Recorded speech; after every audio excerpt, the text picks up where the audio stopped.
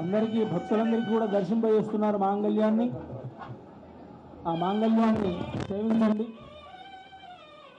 3 మాంగళ్యాలు ఉంటాయి ఆ మంగళసూత్రంలో.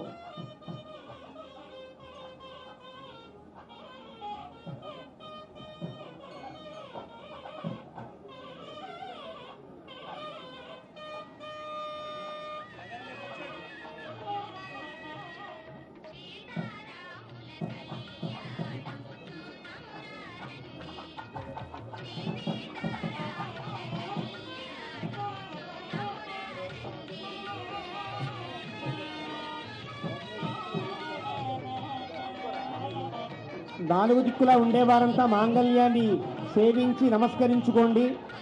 మధ్యలో పెద్ద పథకంతో ఉండేది దశరథ మహారాజు గారి యొక్క గుర్తుగా ఉండే పథకం. దానికి కుడివైపున జనక మహారాజు గుర్తుగా చేయించినటువంటి పథకం. ఏ గుర్తు లేకుండా సాదాగా ఉండేది మనందరి తరఫున రామదాసు గారు చేయించిన పథకం. 3 పథకములతో త్రిపథకములతో మాంగళ్య ధారణ రామచంద్ర ప్రభు యొక్క శ్రీహస్తముల మీదుగా జరుగుతుంది. ఓం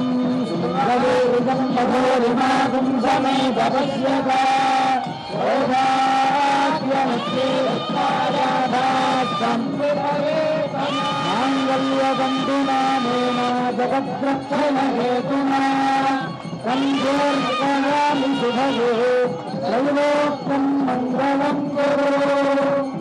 మాంగళ్యబంధునామేన జగద్రక్షణ హేతునా సంజోర్కణామి శుభగే త్రైలోక్యం మంగళం గురు. జానకీ రమణ గోవింద గోవింద రామ గోవింద భద్రాద్రివాస గోవింద. మాంగళ్య ధారణ పూర్తయిన తర్వాత వారణమాయురం అని ఒక ప్రత్యేకమైనటువంటి సేవ. ఆనాడు గోదాదేవి ధనుర్మాస వ్రతం చేసి ఆ వ్రత ఫలంగా రంగనాథుణ్ణి భర్తగా పొందినది.